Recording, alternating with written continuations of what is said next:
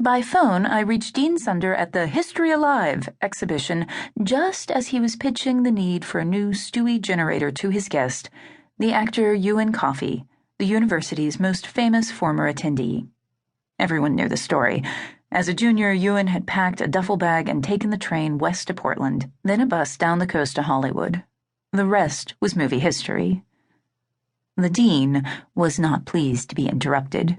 After hearing what I had to say, however, he excused himself and stepped into the curator's office so that we could speak privately. The dean's voice carried strong over the line. "Julia, this is the last thing we need. Is Dr. Mooney's student sure about this? Let's get all the facts before we sound the alarm."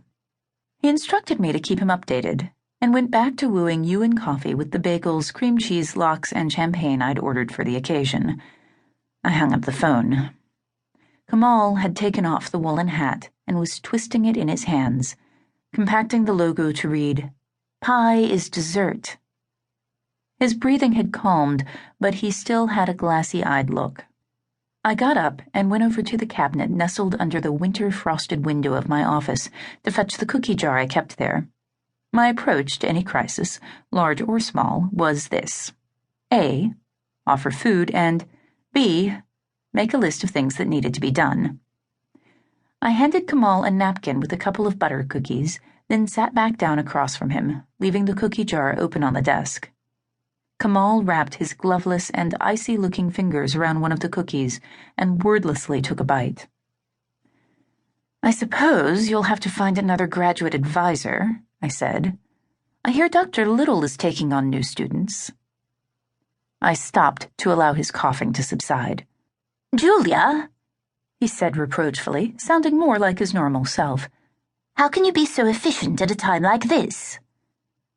He hiccuped, then finished off the cookie as I pulled out my yellow legal pad to start a list.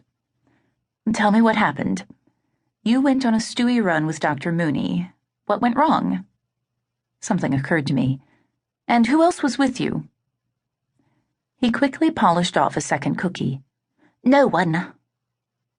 "It was just Dr. Mooney and you?" "No, Julia. Dr. Mooney was alone, according to the log. Just him." I looked up from the notepad, not about to write that down. No one went alone. Stewie teams consisted of a professor and a couple of grad students, with perhaps a postdoc or a visiting researcher tagging along for good measure.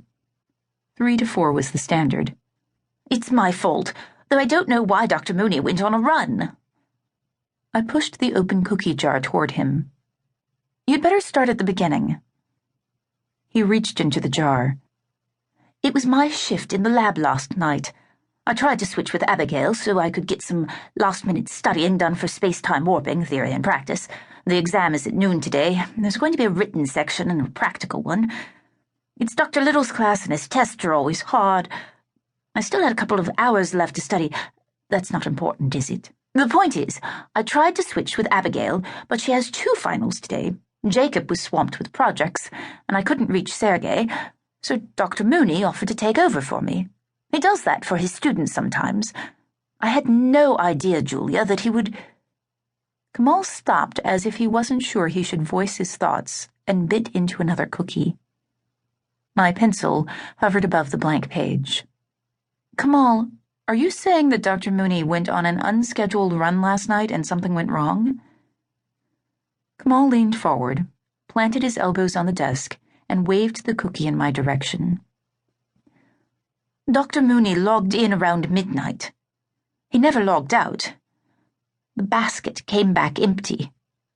You know what that means." It was only when I looked at my hand that I realized I'd reached for a cookie myself. Kamal added, "I sat there for a while, trying to figure out what to do. Your phone was busy, then Abigail came in, so I left her to guard the lab and ran over here." He sat back up in the chair. "Julia, we have to take Stewie offline until we figure out what went wrong." I wiped the cookie crumbs off my hands. "I'll call campus security and send out a memo that Dean Sunder is canceling all runs until further notice." I wrote that down under A and B, then flicked my computer to life and opened Stewie's roster. A blogger is scheduled to observe this morning's run,